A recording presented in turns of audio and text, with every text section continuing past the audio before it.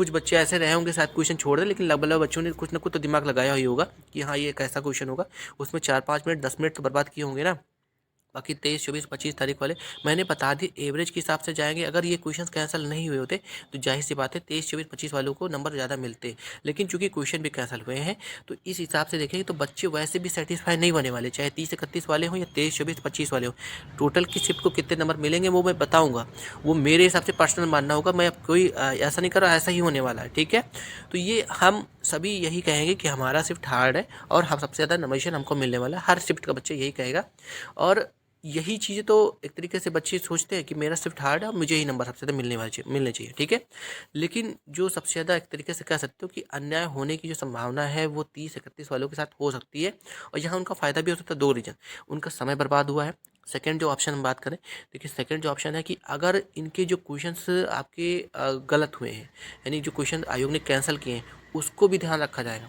तो हम अब सबसे पहले बात करें, देखिए 23 तारीख की जो भी है, देखिए 23 तारीख की अगर हम बात करें तो देखिए पहले दिन पेपर था तो इनका दोनों तरफ से लाभ होने वाला है कि इनका नंबर तो बढ़ेगा। 25 तारीख की सेकंड शिफ्ट के भी नंबर बढ़ेंगे।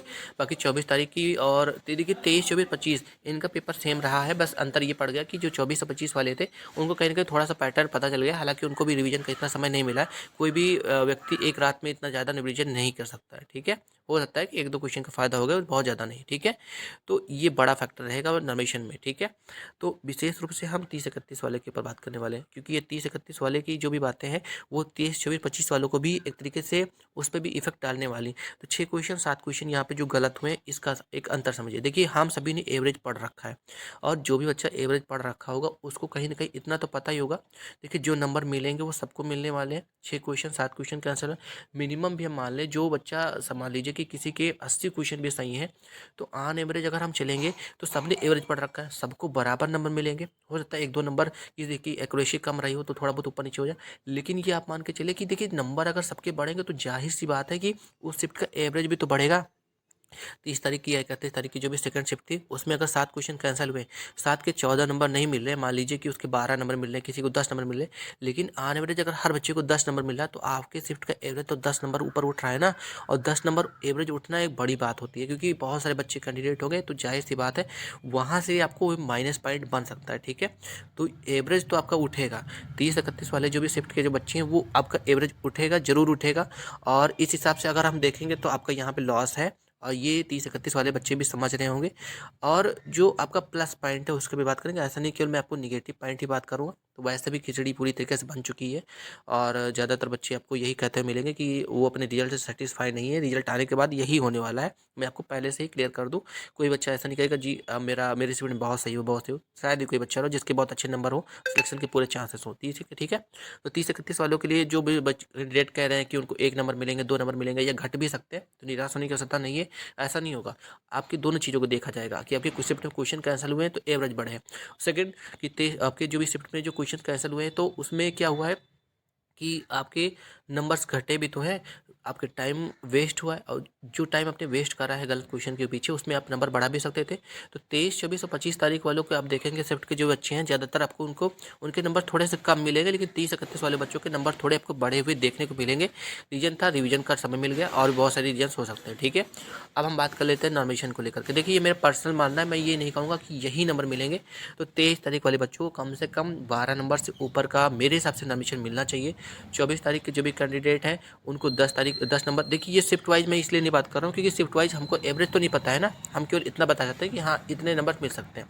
25 तारीख की हम बात करेंगे तो 25 तारीख में भी कम से कम 12 नंबर आपको मिलने चाहिए। विशेष रूप से सेकंड शिफ्ट वाले को थोड़ा सा एक्स्ट्रा मिलने के चांसेस ज़्यादा बन सकते हैं, ठीक है। अब 30-31 वालों की बात कर लेते हैं। देखिए 30-31 वाले जो भी कैंडिडेट हैं, देखिए उनमें वैसे भी एवरेज तो बढ़ेगा ही बढ़ेगा। अगर आपके क्वेश्चंस तरीके से कैंसिल हुए हैं तो एवरेज आप सभी ने पढ़ रखा होगा, आप सभी को एवरेज आता है। मैं आपको बहुत ज़्यादा क्लियर समझाने का प्रयास नहीं करूंगा, लेकिन आपको ये समझना होगा कि कैंसिल हुआ है क्वेश्चन तो आपके शिफ्ट का एवरेज तो आपको बढ़ा हुआ तो देखने को आपको मिलने ही वाला है, ठीक है। तो मैं उस आधार पर बात करूंगा कि आपको टोटल कितने नंबर्स आपको मिल सकते हैं आपके शिफ्ट में, ठीक है। तो ये चीज़ आपको नाराज़ कर सकती है, लेकिन मैं आपको बताऊंगा ज़रूर कि आपके एवरेज का शिफ्ट का जो भी है वो थोड़ा सा अप हुआ है लेवल, और थोड़ा सा इजी तो रहा है। इजी होने का मतलब ये मत समझिएगा कि क्वेश्चन इजी थे। इजी होने का मतलब कि आपको रिवीजन का टाइम मिल गया, जिसकी वजह से आपने 2 से 4 क्वेश्चन एक्स्ट्रा कर पाए हो, ठीक है। बाकी टाइम वेस्ट हुआ है। जहाँ तक टाइम वेस्ट की बात है, तो टाइम वेस्ट पे मुझे लगता है जहाँ तक कि आयोग अगर आपको बहुत ज़्यादा अगर नंबर देगा, तो वो आपका जो नंबर होगा 30 तारीख या 31 वाले जो भी हमारे कैंडिडेट हैं, कम से कम ये मान के चल सकते हैं 4 से 5 नंबर, ठीक है। ये थोड़ा बढ़ भी सकता है, मैं ये नहीं कह रहा इतना ही नंबर मिलेगा, लेकिन कम से कम 4-5 नंबर आपको बढ़ करके देखने को मिलेगा। मैं ये नहीं कहूँगा माइनस होगा, लेकिन 4-5-6 नंबर तक आपके बढ़ सकते हैं, लेकिन बहुत ज़्यादा आप उम्मीद नहीं कर सकते, क्योंकि आपके सब्जेक्ट का एवरेज भी अप हुआ है, ठीक है।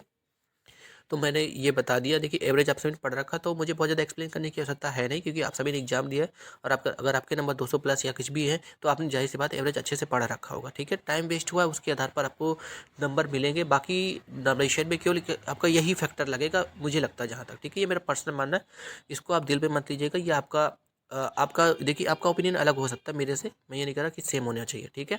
बाकी मैंने आपको सारी फैक्टर सारी चीज़ें समझाने का प्रयास किया है। वीडियो अगर आपको अच्छी लगी तो लाइक कर सब्सक्राइब जो कर दीजिएगा। बताइएगा वीडियो कैसे लगी। मिलते हैं नेक्स्ट वीडियो में।